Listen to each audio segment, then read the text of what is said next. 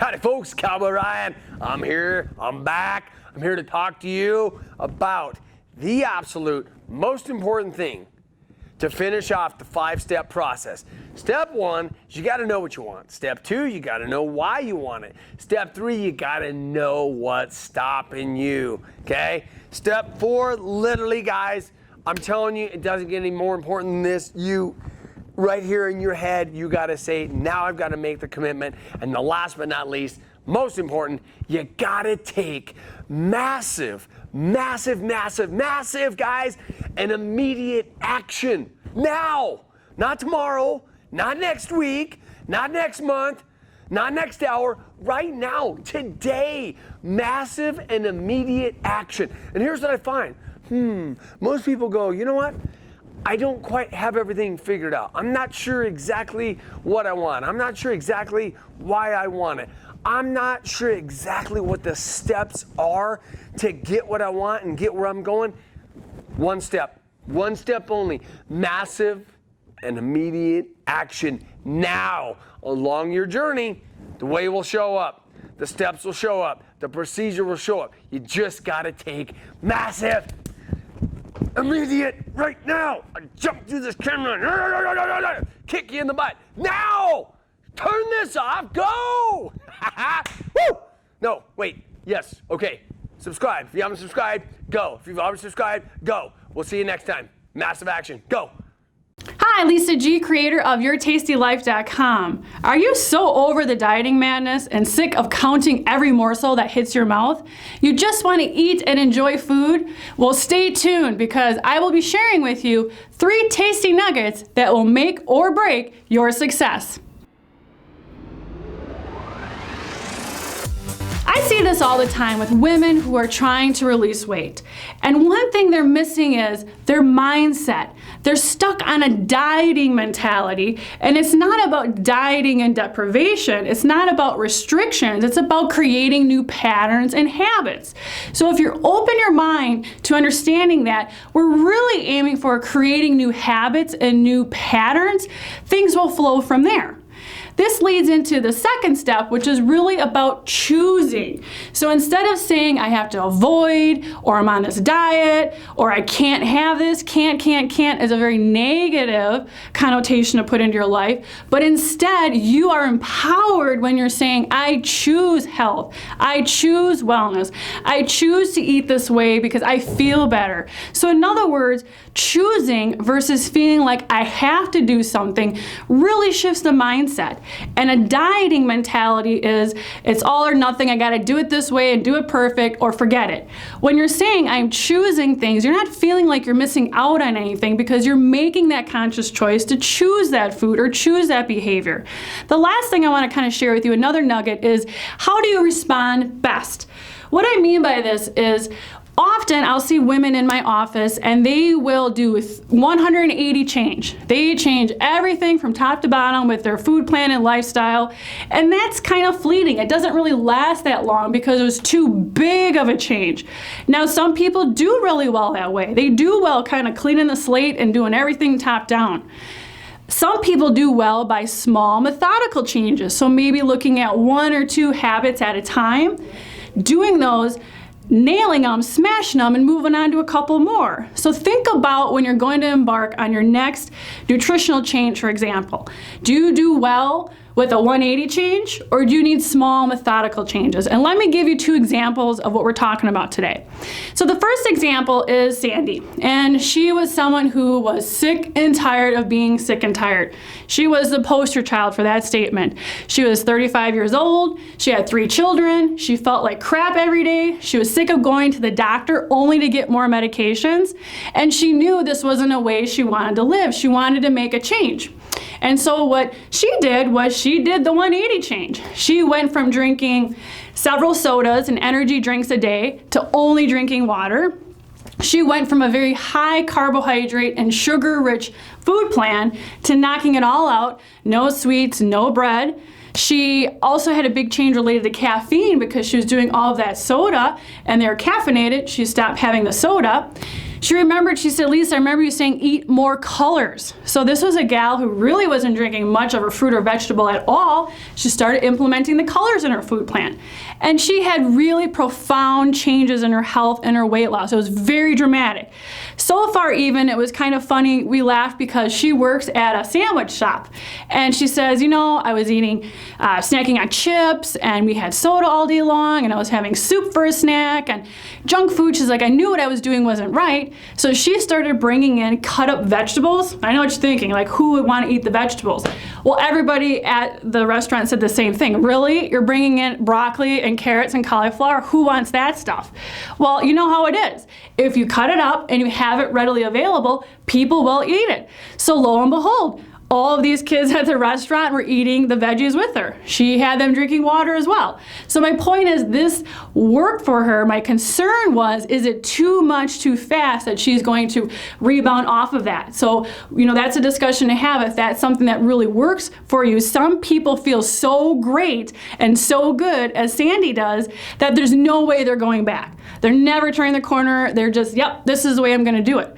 Another example would be Susie. And Susie was a small methodical step person, where instead of saying what I can have, we took the philosophy of what are you going to add in. So with your current food plan, what are you going to add in? Are you going to add in more water? Are you going to add in more vegetables? Are you going to have a cutoff time in the evening where you're going to stop eating?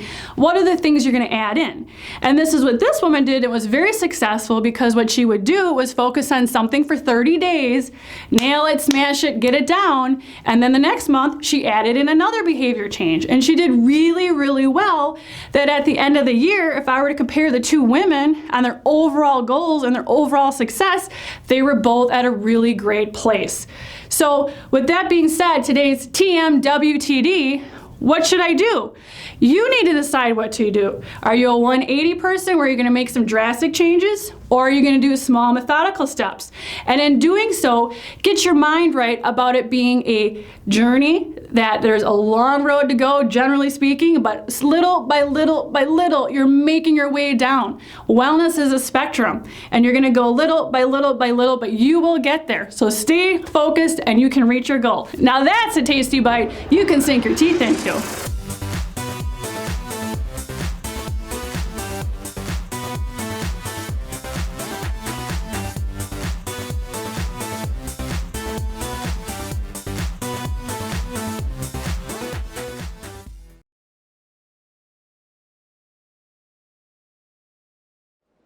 Biggest inspiration of my life is my brother Michael. No one has taught me more on how to have a positive attitude during adverse times more than he has. No one has taught me more on how important it is to enjoy yourself during the rebuilding process when a major change takes place in your life more than he has. He's 100% disabled as a result of the Vietnam War. He's the only man in medical history that ever survived that kind of wound. He's in medical journals, he's in books, as someone who beat the odds. 21 feet of his small intestine were either taken out or blown out on the battlefield. His kidneys were damaged and other internal organs. And the only reason why I'm being graphic here is that I want you to understand what he went through so you can appreciate how he beat this. I'll never forget the first time that I saw him in St. Albans Naval Hospital in Queens, New York. If it hadn't have been for my mom and dad in the room with him, I never would have known it was him. He went from 168 pounds to 88 pounds. In the room with my mom and dad were his two friends from high school and his Marine Corps buddy whom he had gotten wounded with. And the whole day my brother was going in and out of consciousness. It was at the end of the day when the doctors came in and told my mom and dad the bad news and said, I'm sorry, but it doesn't look like he's going to make it, not even through the night. I'll never forget the look on my mom and dad's face. His two friends from high school walked out of the room. His Marine Corps buddy was hitting the wall saying, why? As all this was going on, I remember, as if it were yesterday, I remember looking at my brother, wondering if it's going to be the last time that I'm going to see him. I was only 17 years old at the time, and I'm noticing something very strange is happening.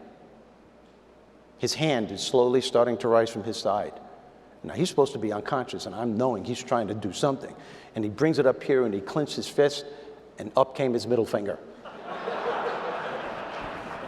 And I knew he was going to try and make it right there. And I told everyone, look, look, because that was the answer he gave to the doctor's diagnosis. That was the answer he gave them every single time they told him that he couldn't and wouldn't be able to do something. First they said he wouldn't live long. Well, they're wrong because he's alive today. Then they said that he would have to eat certain foods like liquids and baby food and fruits and vegetables because they didn't think his body would be able to sustain anything of any substance at all. You want to know what my brother's attitude was? Is, hey, don't you ever tell me what I'm going to eat. I'm going to eat a bowl of pasta and a couple of meatballs, even if I have to sit on the toilet while I'm eating it. And you laugh, you want to know, he lived long enough where his small intestine stretched a bit and he was able to compensate and use the rest of his digestive system for what his small intestine could no longer do. To this day, doctors look at him and they say, oh man, you know, here comes the miracle man when he goes for checkups. They look at, that's what they call him, but here's the point. I believe we all have opportunities to perform our own miracles when life is throwing something at us, whether it's with your business or at home, your personal life, it doesn't matter. We all have opportunities to perform our own miracles. A miracle is just a shift in perception on how you view the challenge. And it's a matter of what you believe. My brother incorporated a belief system that was incredible. First of all, he never said, why me? Which is what we have a tendency to do. If you're with your business right now and you're having a tough time, isn't that something that you say to yourself every now and then? Why is this happening? Why me? As soon as you say that, you're opening up the door to the negative zone. And you're leaving room for more crap to come in. My brother never said, why me? He said, this is me. This is what happened. This is what I have to deal with. What do I have to do to turn this around? Who can I go to that can help me? He made a conscious choice to enjoy himself during the rebuilding process and to find and to surround himself with people who could make him laugh. This is what really separated him from everyone else that was in that hospital. I'm not passing judgment. I know these guys had their own pain to deal with, but honestly, my new book, which I'll be selling at the end of the program, Get Your Shift Together, is based on the strategies that my brother used to turn his life around. And one of them was to make that choice to enjoy himself and to find the laughter.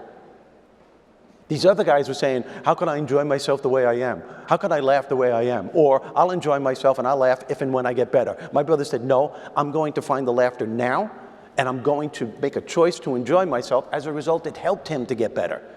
You see the difference in the mindset? To make a long story short, he was in the hospital for close to a year. When he got out, he was 95 pounds. He said he was going to go to college. And we didn't think he'd be able to do it because he wasn't Mr. Whiz Kid in high school. He had to go to college at night to prove himself, they said. He got straight A's. They let him go full time. He graduated with degrees in psychology, administration, history. He went back to the same school that he graduated from, and he became a history teacher. From there, he became an attendance officer. From there, he became assistant principal. From there, he became principal. And when he went to retire, they wouldn't let him retire. They made him superintendent of the entire school system. Now, you're looking at me now and you're saying, gee, Steve, that's a great story, but what does that have to do with us? Nothing. I just had some time to kill, and I thought maybe you want... It has everything to do with you. Because the moral of this story, folks, it's not what happens to you that determines how successful or how happy you're going to be. It's what you do about what happens. It's the choices you make is what makes the difference. It's the thoughts that you have about the challenge that will formulate the beliefs that you have about the challenge and will formulate the attitude you have about the challenge that will make the difference. Will you challenge yourself to find the laughter in between the tough times, and will you dare to make a choice right now to say you're going to enjoy yourself during the process, regardless of how challenging it may be? If you do these simple strategies, these common sense success strategies, they will eventually become a part of who you are. They will become a habit. I promise you, life will become easier.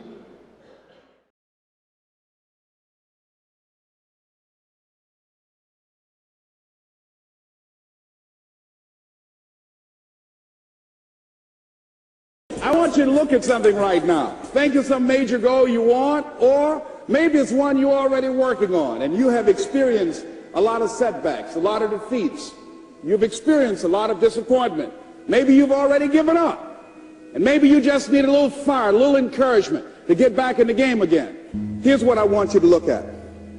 There are winners, there are losers, and there are people who have not discovered how to win. And all they need is some coaching. All they need is some help and assistance, just a little support. All they need is some insight or a different strategy or plan of action to make some adjustments that will open up the key to a whole new future for them. that will give them access to the unlimited power that they have within themselves. That's all that they need. So what I want you to do is think about something you want for you, that's real for you, that's important for you, that will give your life some special meaning and power. And I don't even want you to say, I can do that. I don't want you to assume that. See, 5 years ago when I started out in this area, I would not have been able to make the mental leap that I would be up to where I am right now. I don't want you to begin to just psych yourself out. No. I want you to be able to say something to yourself that will enable you to maintain a level of integrity with yourself. That when you say this, even when you face tremendous setbacks, it will be a benchmark to keep you in the game, to keep you moving forward and experimenting and readjusting your strategy and your plan of action, continuously looking for ways to win. So what is that something? When you got an idea, you want to move on. You might not have the money. You might not have the education.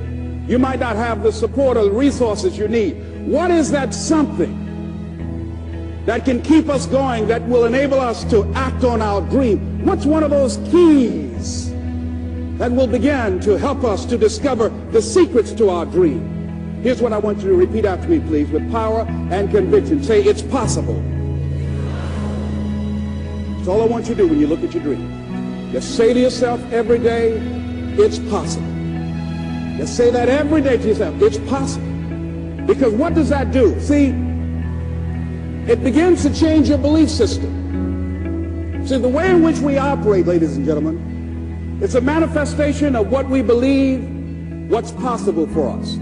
Whatever you've done up to this point, all that it really is a duplication, it's a reproduction of what you believe subconsciously that you deserve and what's possible for your life. Most people operate out of their personal history, out of their memory, things they've done, things they've experienced, things they've seen, things that they have observed. What I'm suggesting that you operate out of a larger vision of yourself.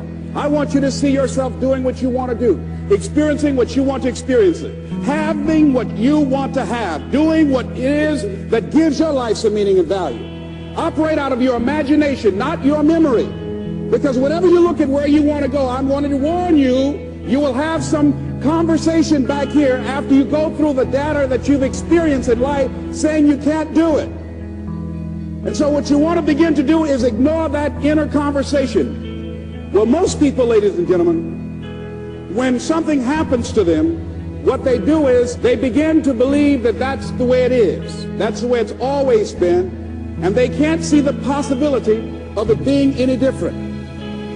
Example, before April 1954, the common belief, the universal belief, because it had been tried again and again and again and people had failed, the belief was that man was not physically capable of breaking the 4-minute barrier, that he could not run a mile in less than 4 minutes. That was the belief on the planet. It had never been done. But here's what happened, ladies and gentlemen. Roger Bannister came along, and he broke the 4-minute barrier. Now here's what's significant about that. Since that time, up to this day, over 20,000 people have done it, including high school kids. What changed? 20,000 people. What changed? Here's what happened when they got on the track. They knew it had been done. And because they knew it had been done, there was a new belief about this barrier, about this goal that was unreachable. And those 20,000 people got in a race believing, knowing in their heart that someone had done it, that it's possible, that they could do it. And I'm saying that if you know anybody that had some goal, some dream, something they wanted to do, and they did it, then I'm saying that you know in your heart that if someone has done it, then you can do it. It's possible. And that if someone can make their dream become a reality, that it's possible that you can make your dream become reality.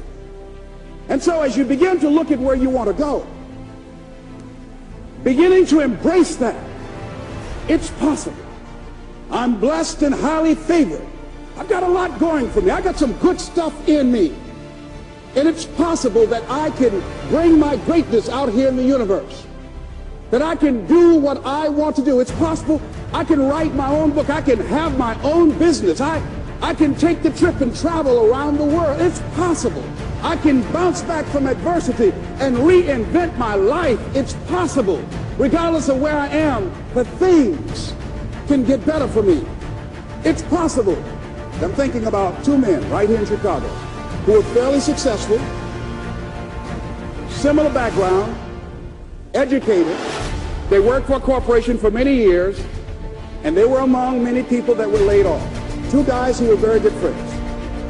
One went out looking for a job for several weeks along with the other one, and they faced disappointment and rejection again and again and again. They couldn't find any work, which is the story of many people across this country. One guy stopped. He became discouraged. He stopped going. He stayed home looking at television, became very argumentative and toxic with his wife, drinking beer, getting on the phone, talking to his other negative, unemployed friends. And he just gave up. The other guy kept looking for a job everywhere he could go. Every time he could get an opportunity, kept asking people, networking, checking the newspapers every day. Kept going everywhere he could, trying to find a job. You have too much education. You're overqualified. You won't be here long enough. He kept going. He kept going.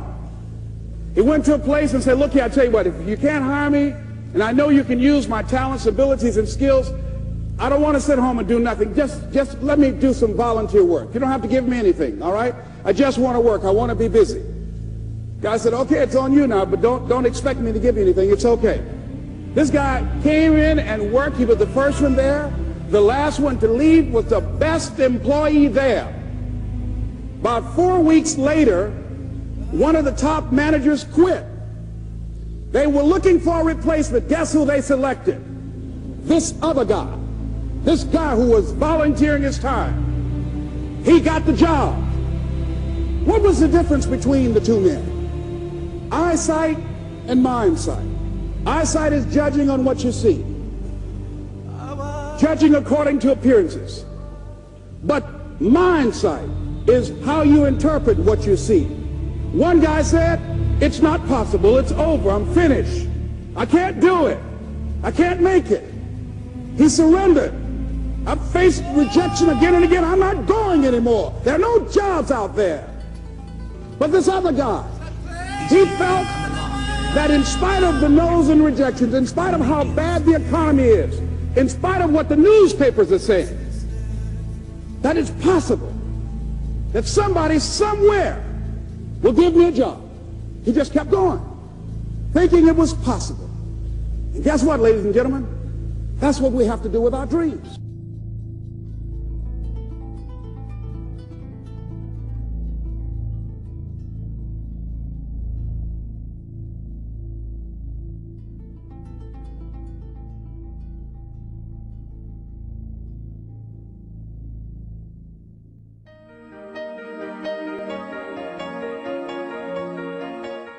So how can $40 possibly change your financial future? It's real simple. An MCA membership plus a referral equals an $80 commission. That's right. Anytime someone goes to your referral website and purchases the MCA membership for $40, you get an $80 commission every time that happens. Basically, whatever amount of sales you generate each week between Sunday and Saturday at midnight Central Time, you get paid the following Friday of the next week. So again, if you enroll one new member this week, you'll get paid next week. However, when most people see MCA's compensation plan for the first time, they're very confident that they can do more than just one enrollment in a week. And guess what? They're right. Many do 10, 20, even 30 or more a week consistently with this program. If that's you, let's just say you did 5 this week. The amazing thing about MCA's compensation plan is that the more enrollments you produce in a week, the more money you earn per enrollment. So if you did 5 this week, you'll earn $82 per membership instead of $80. Do 10 this week and get $84 per enrollment. 15 equals $86. 20 equals 88, and 30 in a week means you'll earn $90 per enrollment. So with the MCA compensation plan, you can earn $80 up to $90 per new enrollment. When one of your personal members refer a new member, you get a $6 override commission whenever that happens. When that person sells a membership, you get a $1.32 commission plus 66 cents a month for the life of the new member. And the same thing happens when they produce a sale. You see, we get paid through 4 generations of pay. Let me show you an example. Here's you. Let's say you enroll your friend Mike into MCA. You'll earn an $80 commission. When Mike enrolls his friend Tony, you get a $6 override commission. Tony enrolls Mary, which generates you a $1.32 commission, plus you'll also earn 66 cents a month for the life of the new member. Mary does the same and enrolls her friend Lisa, which generates you another $1.32 commission plus 66 cents a month. After 90 days, production requirement needed to receive levels 3 and 4 residual commissions. You see, after you enroll in the program, you'll begin to start building a nationwide business. You'll start, let's say, here. Then you'll enroll someone in a different state. Next thing you know, because of all the marketing training you've learned from our team, your business is starting to expand all over the nation, which can dramatically increase your income.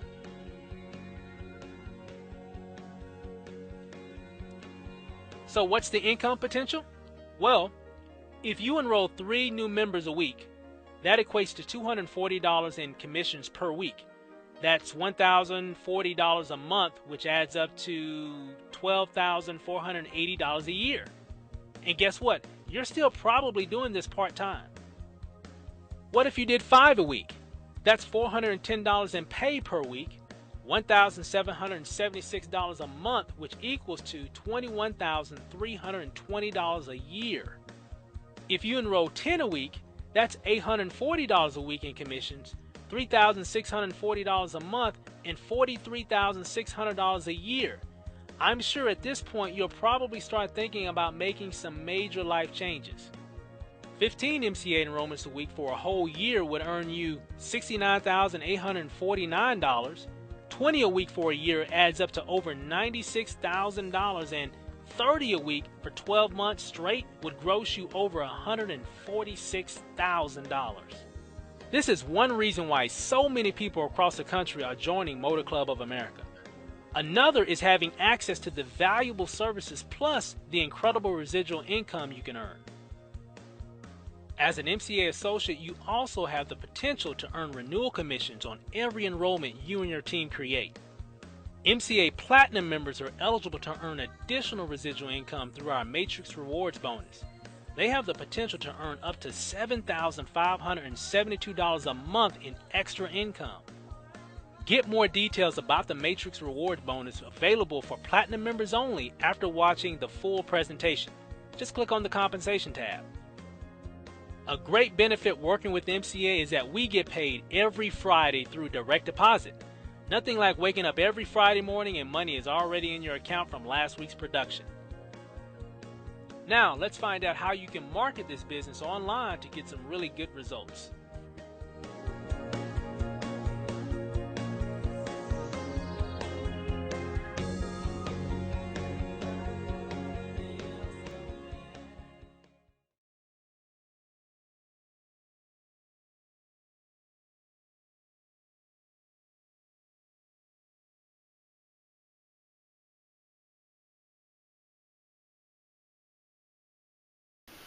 Welcome to step 7. Well, you've come a long way on this journey, and there's only one more step to go after this one. Step 7 is about creating some strategies that will support your objectives. In other words, strategies will move you towards these objectives. They're how-tos. So you wrote down 3 or more objectives. Now do a little exercise where you actually write down some how-tos of what you're going to do that will provide the direction to achieving those objectives. So If you're confused and you don't know what you're doing, well, here's a jolly good opportunity to go out and ask for some help. Get somebody who knows about how to create a business, who can guide you, assist you, support you in creating a business plan. For example, although I've had a lot to do with legal things, basically, if I need advice about legal things, I go to a lawyer. If I need advice on accounting things for taxation or whatever, I go to an accountant. Go to a professional, because they will save you a lot of hard work and a lot of time. I already mentioned to you earlier in the series to look at tapes, read books, get yourself educated for this business, because this is an important part, because this is the action-orientated part of creating a successful business. Okay, I'll see you soon at askbrianmartin.com for the final step, step 8. See you.